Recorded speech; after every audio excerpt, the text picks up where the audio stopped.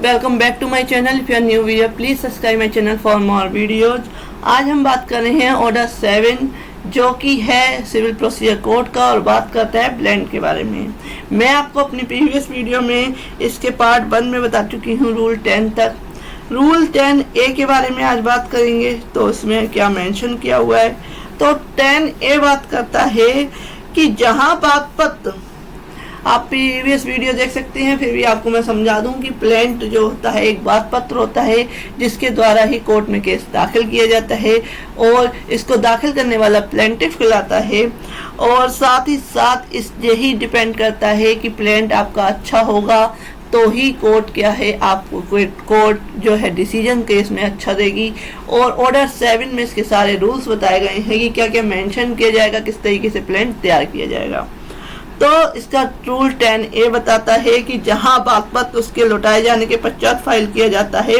वहां न्यायालय के उपसंजाति के लिए तारीख नियत करने की न्यायालय की शक्ति।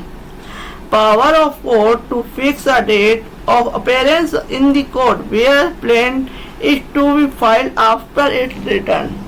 यानी कि जहाँ को 10 में बताया गया था रूल 10 में कि बात पत्र का लौटाया जाना, कि जो जुरिडिक्शन नहीं था कोर्ट को तो उसके बाद क्या है जिस कोर्ट में जुरिडिक्शन था उसको दाखिल करने के लिए क्या है प्लेंट क्या है वापस कर दिया गया कोर्ट के द्वारा कि वह सही कोर्ट में क्या है दाखिल किया जाए। तो उसके बाद अगर दाखिल किया जाता है लौटाने के बाद तो क्या प्रोसीजर होगा, क्या कोर्ट में पावर होगी। तो इसके बारे में रूल 10 बताता है कि जहां किसी बाद में प्रतिवादी के उपसंजाति के होने के पश्चात न्यायालय की यह राय है कि बात पत्र लौटाया जाना चाहिए, वहां वह ऐसा करने के लिए पूर्ववादी को अपने विनिश्चय की सूचना देगा। जहां वादी ने उपनियम 1 के अधीन सूचना दी गई हो वहां वादी न्यायालय से उस न्यायालय के विनिश्चय करते हुए जिसमें वह बात पत्र के लौटाए जाने के पश्चात बात पत्र प्रस्तुत करने की प्रस्तावना करता है, यह प्रार्थना करते हुए कि न्यायालय उक्त न्यायालय में पक्षकारों की उपसंजाति के लिए तारीख नियत करे और यह अनुरोध करते हुए कि इस प्रकार नियत तारीख की सूचना उसे और प्रतिवादी को दी जाए आवेदन कर सकेगा। कि कोर्ट में प्लेंटिफ जो है कह सकता है कि इस तरीके से इस कोर्ट से क्या है रिटर्न कर दिया गया है, प्लेंट वापस कर दिया गया है और आपकी कोर्ट है जो जिसमें कि ये प्लेंट दाखिल करना है, बात पत्र जो दाखिल करना है, तो आप इस पे तारीख नियत करें और डिफेंडेंट को या दोनों को क्या है सूचना दे, दोनों पार्टीज को। तो इस तरीके का आवेदन कर सकता है। नेक्स्ट कहते हैं सब रूल 3 कहता है कि जहां वादी द्वारा उपनियम 2 के अधीन आवेदन किया जाता है वहां न्यायालय बात पत्र लौटाए जाने से पूर्व और इस बात के होते हुए भी कि उसके द्वारा बात पत्र के लौटाए जाने का आदेश इस आधार पर किया गया था उसे बात का विचार करने की जरूरत नहीं थी, वहां उस न्यायालय में जिसमें बात पत्र के उपस्थित किए जाने की प्रस्तावना है किया जाना है पक्षकारों की उपसंजाति के लिए तारीख नियत करेगा, एक डेट फिक्स करेगा जिसमें कि अपीयरेंस होगी प्रतिवादी और वादी दोनों की। उपसंजाति की ऐसी तारीख की सूचना वादी और प्रतिवादी दोनों को देगा। सब रूल 4 कहता है कि जहां उपनियम सब रूल 3 के अधीन उपसंजाति की तारीख की सूचना दी जाती है वहां उस न्यायालय के लिए जिसमें बात पत्र उसे लौटाए जाने के पश्चात उपस्थित किया जाता है जब तक यह आवश्यक नहीं होगा वह बाद में उपसंजाति के लिए अपीयरेंस के लिए संबंध प्रतिवादी पर तामील करे तब तक कि न्यायालय अभिलिखित किए जाने वाले कारणों से अन्यथा निर्देश ना दे। नेक्स्ट है कि उक्त सूचना उस न्यायालय में जिसमें बात पत्र को लौटाए जाने वाले न्यायालय द्वारा इस प्रकार नियत की गई तारीख को बात पत्र उपस्थित किया जाता है प्रतिवादी की संचाती के लिए संबंध सब चीज जाएगी। तो इस तरीके से जो डेट फिक्स की गई है वो प्रतिवादी के लिए संबंध समझी जाएगी कि वह कोर्ट में अपेयर हो।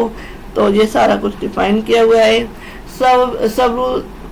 5 कहता है कि जहां न्यायालय वादी द्वारा उपनियम 2 के अधीन किए गए आवेदन को मंजूर कर लेता है वहां वादी बात पत्र लौटाए जाने के आदेश के विरुद्ध अपील का हकदार नहीं होगा। अगर आवेदन जो है मंजूर कर लिया गया है तो उसके बाद अपील नहीं की जा सकती बात पत्र के लौटाए जाने के खिलाफ। नेक्स्ट आते हैं रूल 10B। रूल 10B क्या कहता है? रूल 10B कहता है कि समुचित न्यायालय को वाद अंकित करने की अपील न्यायालय की शक्ति। power to appellate court to transfer suit to the proper court। जहां बात पत्र के लौटाए जाने के आदेश के विरुद्ध अपील की सुनवाई करने वाला न्यायालय ऐसे आदेश की पुष्टि करता है, वहां अपील न्यायालय यदि वादी आवेदन द्वारा ऐसी वांछा करे तो बात पत्र लौटाए जाने के समय को वादी को यह निर्देश देगा कि वह बात पत्र को उस न्यायालय में जिसमें वाद संस्थित किया जाना चाहिए था,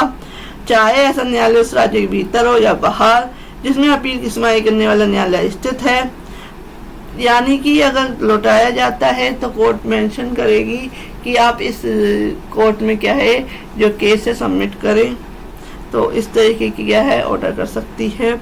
परिसीमा अधिनियम जो है 1963 के उपबंधों के अधीन रहते हुए फाइल करें, यानी कि उस लिमिटेशन के अंदर कोर्ट में केस फाइल करे दूसरी कोर्ट में जिसमें कि प्लेंट दाखिल करना है, जिसको ड्यूरेक्शन है, और उस न्यायालय में जिसमें बात पत्र फाइल किए जाने का निर्देश दिया जाता है पक्षकारों की अपीयरेंस के लिए तारीख नियत कर सकेगा। उस तारीख नियत कर दी जाती है तब उस न्यायालय के लिए उसमें बात पत्र दाखिल किया गया है, बाद में उपसंजाति के लिए यानी अपीयरेंस के लिए सम्मन प्रतिवादी द्वारा पर तामील करना तब तक आवश्यक नहीं होगा जब तक कि न्यायालय जिसमें बात पत्र दाखिल किया गया है अभिलिखित किए जाने वाले कारणों से अन्यथा निर्देश ना कर दे, क्योंकि जो डेट फिक्स की गई है उसमें दोनों को क्या सूचना मिलेगी। अगर बात पत्र जो है रिटर्न कर दिया गया है तो उसको ही सम्मन माना जाएगा, और इसके से यानी कि इसके अलावा क्या है जब तक कोर्ट ऑर्डर ना कर दे तब तक वो सम्मन नहीं निकाला जाएगा। सब रूल 2 कहता है रूल 10B का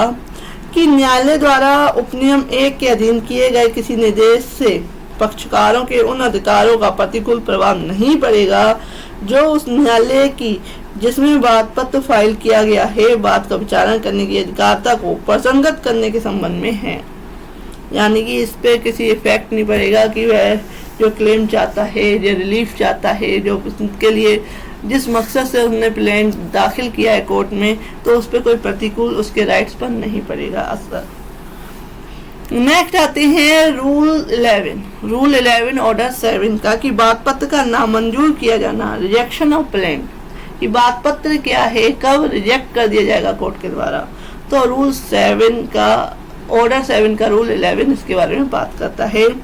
कि बात पत्र निम्नलिखित दशाओं में नामंजूर किया जा सकता है, प्लेंट रिजेक्ट किया जा सकता है कोर्ट के द्वारा। तो किस किस रीजन से क्या है कोर्ट उसको रिजेक्ट करेगी उसके बारे में बताया गया है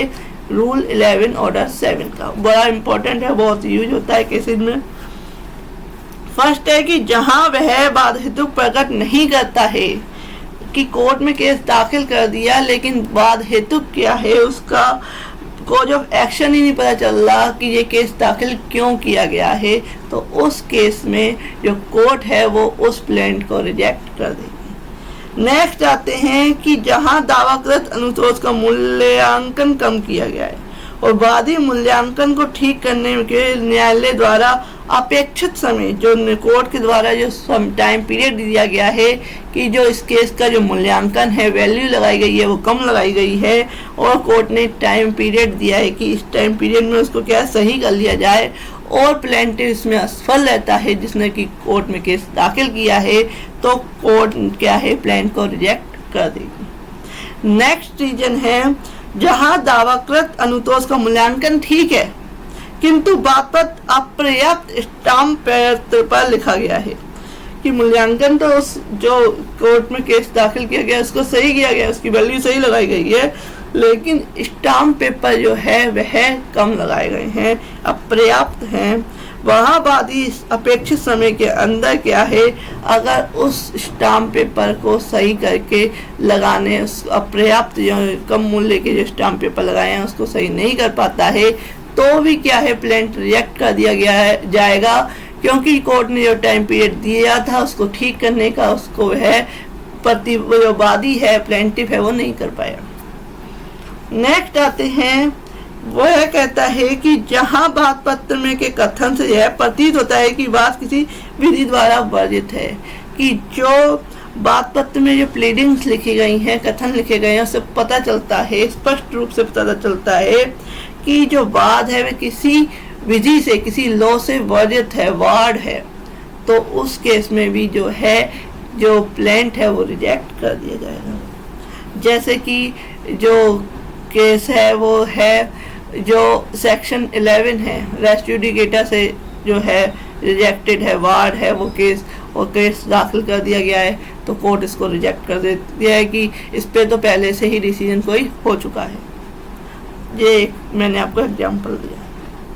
नेक्स्ट आते हैं कि जहाँ यह 2 प्रति में फाइल नहीं किया जाता, जहाँ इसकी 2 कॉपी क्या है कोर्ट में दाखिल नहीं की जाती, तो उस केस में भी कोई प्लेंट रिजेक्ट कर दिया जाएगा। या जहाँ वादी नियम 9 के बंदों का अनुपालन करने में असफल रहता है, जो रूल 9 है उसका, जो ऑर्डर 7 का रूल 9 है उसका अनुपालन करने में कोर्ट क्या है असफल रहता है, तो उस केस में भी जो प्लेंट है वो रिजेक्ट कर दिया जाएगा। परंतु मूल्यांकन की शुद्धि के लिए अपेक्षित स्टाम्प पत्र के देने के लिए न्यायालय द्वारा नियत समय तब तक नहीं बढ़ाया जाएगा जब तक कि न्यायालय का अभिलिखित किए जाने वाले कारणों से यह समाधान नहीं हो जाता कि वादी किसी असाधारण कारण से, यानी कि जो टाइम पीरियड है उससे बढ़ाने, तब तक उस टाइम पीरियड को नहीं बढ़ाया जाएगा जो कि स्टाम्प पेपर को सही करने के लिए, जो केस का जो मूल्य है जो गलत लगाया गया है उससे मूल्य को ठीक करने के लिए जो टाइम पीरियड दिया गया है उसको तब तक नहीं बढ़ाया जाएगा जब तक कि कोर्ट का यह समाधान नहीं हो जाता कि एक उचित कारण से जो प्लेंटिफ है वो ऐसा नहीं कर पाया, तब तक उसको नहीं बढ़ाया जाएगा। तो ये खत्म होता है रूल 11 ऑर्डर 7 का रूल 11। रूल 12 कहता है कि बात पत्र के नामंजूर किए जाने के पर क्या प्रोसीजर होगी। जब बात पत्र क्या है जो प्लेंट है वो कोर्ट के द्वारा रिजेक्ट कर दिया गया है ऑर्डर 7 के रूल 11 के तहत, तो फिर उसके बाद का क्या प्रोसीजर होगा, कैसे कोर्ट में केस दाखिल होगा। तो रूल 12 कहता है कि प्रोसीजर ऑन रिजेक्टिंग प्लेंट, जहां बात पत्र क्या है नामंजूर कर दिया जाता है, वहां न्यायालय इस भाव का आदेश कारणों सहित लिखेगा। कोर्ट इसका रीजन बताएगा कि क्यों बात पत्र क्या है नामंजूर किया गया है। नेक्स्ट आते हैं कि जहां बात पत्र की नामंजूरी के लिए नए बात पत्र का उपस्थित किया जाना प्रभावित नहीं होगा। इट मीन्स कि जहां कोर्ट में जो बात पत्र है वो नामंजूर कर दिया गया था, तो क्या नया जो बात पत्र है द्वारा दाखिल किया जाता है तो क्या होगा, उसका क्या प्रोसीजर होगा। इसमें इसके पूर्व वर्णित आधारों में से किसी भी आधार पर बात पत्र के नामंजूर किए जाने पर केवल नामंजूरी के ही कारण वादी उसी बात हेतु के बारे में नया बात पत्र उपस्थित करने से प्रवर्तित नहीं होगा, यानी कि वह नया बात पत्र दाखिल करके कोर्ट में केस ला सकता है। ये रूल 13 कहता है। नेक्स्ट आते हैं जो कि स्टार्ट है रूल 14, जो कि है वे दस्तावेज जिन पर बात पत्र में निर्भर किया जाता है। उन दस्तावेजों की प्रस्तुति जिस पर बात पत्र लाया जाता है यह निर्भर करता है, यानी कि production of documents on which plaintiff sue on rely. तो जहां वादी किसी दस्तावेज के आधार पर वाद लाता है, कोई डॉक्यूमेंट्स के आधार पर कोर्ट में केस दाखिल करता है प्लेंटिव, और अपने दावे के समर्थन में अपने कब्जे या सख्ती में के दस्तावेज पर निर्भर करता है। जो वह दावा कर रहा है उसके पास वो डॉक्यूमेंट्स है जिससे वह साबित कर सकता है कि इस केस में यह हुआ है। वहाँ वह उन दस्तावेजों को एक सूची में प्रविष्ट करेगा, तो वह एक सूची होगी जिसमें कि वह उन दस्तावेजों को लगाएगा और सारी डिटेल लिखेगा कि इस पे ये लगाए, इस पे ये लगाए, 1 बाय 1 उसको मेंशन करेगा, और उसके द्वारा बात पत्र उपस्थित किए जाने के समय वह उसे न्यायालय में पेश करेगा, और उसी समय दस्तावेज और उसकी प्रति को कॉपी को बात पत्र के साथ फाइल किए जाने के लिए परिदत्त करेगा। यानी कि अगर जो प्लेंट है, जो केस का आधार है वो डॉक्यूमेंट्स है, तो उन डॉक्यूमेंट्स को एक सूची के साथ फेरिस्ट होती है, उसमें जो है डॉक्यूमेंट्स लगते हैं सारे, तो सारे डॉक्यूमेंट्स की एक कॉपी क्या है कोर्ट में फाइल करेगा। तो ये बताता है रूल 14। रूल 14 का सब रूल 2 कहता है कि जहां ऐसी कोई दस्तावेज वादी के कब्जे शक्ति में नहीं है वहाँ वह जहाँ तक संभव हो सके यह कथन करेगा कि वह किसके कब्जे में या शक्ति में है, कि जो डॉक्यूमेंट्स के आधार पर वो केस लाया है वह उसके कब्जे में नहीं है, उसके पास नहीं है, वह किसी और के पास है, तो वो मेंशन करेगा वो किसके पास है। नेक्स्ट आते हैं कि ऐसा दस्तावेज जिसे वादी द्वारा न्यायालय में तब प्रस्तुत किया जाना चाहिए जब वादपत्र प्रस्तुत किया गया है या वादपत्र में जोड़ी जाने वाली या उपावृत की जाने वाली सूची में प्रविष्ट किया जाना है, किंतु तदनुसार प्रविष्टि नहीं किया जाता है, उसके साथ क्या है प्लान के साथ उस डॉक्यूमेंट को नहीं लगाया जाता है, तो उसे न्यायालय की अनुमति के बिना बात की सुनवाई के समय उसकी ओर से साक्ष्य में ग्रहण नहीं किया जाएगा। यानी कि डॉक्यूमेंट्स के आधार पर कोई केस दाखिल किया गया है और वो डॉक्यूमेंट्स प्लेन के साथ नहीं लगाया गया है, कोर्ट में सबमिट नहीं किया गया है, तो उस केस में अगर वह बाद में लगाने की कोशिश करता है तो पहले उसे कोर्ट का परमिशन लेनी होगी, तभी वह उस केस में क्या है अपने डॉक्यूमेंट्स लगा सकता है। नेक्स्ट आते हैं रूल 4। सब रूल 4 कहता है कि इस नियम की कोई बात किसी ऐसी दस्तावेज को लागू नहीं होगी जो वादी के साक्ष्यों की प्रतिरक्षा के लिए पेश किए गए हों, उस साक्ष्यों केवल उनकी स्मृति को दायर करने के लिए दिए गए हों, तो वो डॉक्यूमेंट्स इस पर अप्लाई नहीं होगी, इसका कोई प्रभाव नहीं होगा। जो वादी की साक्ष्यों के लिए जो डॉक्यूमेंट्स चाहिए उसकी स्मृति ताज़ा करने के लिए चाहिए, तो वो इस तरीके से इससे अफेक्टेड नहीं होंगे। नेक्स्ट आते हैं रूल 15। रूल 15 कहता है ऑर्डर 7 का कि दस्तावेज वादी के कब्जे या शक्ति में होने की दशा में कथन, ये रिपील किया जा चुका है। नेक्स्ट आते हैं रूल 16। खोई हुई प्राकम्य लिखतों के आधार पर वाद, suit to loss negotiable instruments, यानी कि खोई हुई जो चेक्स हैं या प्राकम्य लिखित हैं उनके आधार पर क्या है वाद दाखिल किया गया है।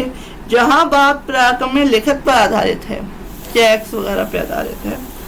या कोई वचन पत्र वगैरह पर आधारित है,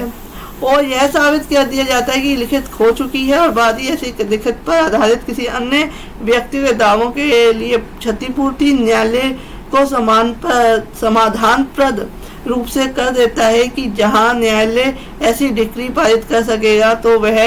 पारित करता यह डिक्री कि यदि वादी ने उस समय जब वादपत्र उपस्थित किया गया था उस लिखित को पेश किया होता या उस लिखित के प्रति वादपत्र के साथ फाइल किए जाने के लिए उसी समय परिचित कर दी होती, तो इस तरीके से क्या है वह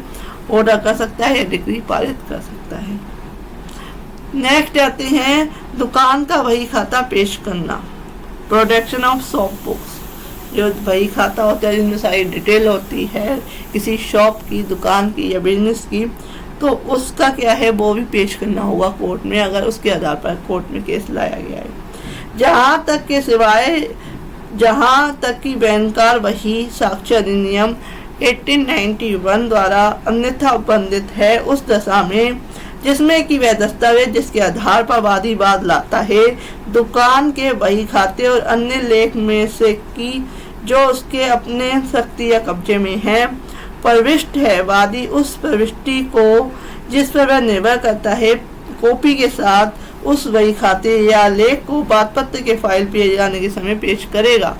जो वही खाता है उस दुकान का, उस शॉप का, उस बिजनेस का, तो उसको भी प्लान के साथ आपको सबमिट करना होगा अगर उसके आधार पर क्या है केस लाया गया है। नेक्स्ट आते हैं सब रूल 2 कहता है कि मूल प्रविष्टि का चिन्हांकित किया जाना और लौटाया जाना,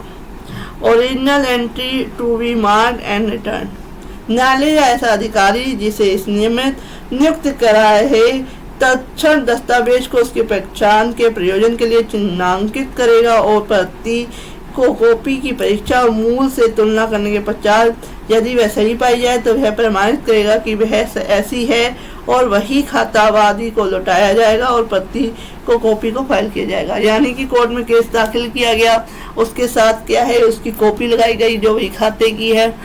और उसके बाद क्या है जो अधिकारी जो इसके लिए अपॉइंट किया गया है वो कोर्ट का अधिकारी देखेगा कि जो मूल है जो ओरिजिनल है और जो कॉपी है वह सेम है, तो वह उसको मेंशन कर देगा कि ये ओरिजिनल की कॉपी है, और उसके बाद जो ओरिजिनल है वो उस वादी को लौटा देगा, उस पक्षकार को लौटा देगा। नेक्स्ट आते हैं रूल 18। रूल 18 कहता है वादपत्र फाइल करते समय पेश ना की जाने वाली दस्तावेजों क्या, ये रिपील हो चुका है, रूल 18। अब नेक्स्ट बात करते हैं हम, नेक्स्ट ऑर्डर में हम बात करेंगे, इसमें ओनली 17 रूल्स हैं ऑर्डर 7 के। नेक्स्ट में हम बात करेंगे ऑर्डर 8। ऑर्डर 8 जो है लिखित कथन मुजरा प्रतिदावा से रिलेटेड है, तो नेक्स्ट वीडियो में इसको डिफाइन करूंगी। तो फ्रेंड ऐसे ही वीडियो के लिए please subscribe my channel. Thank you for watching this video.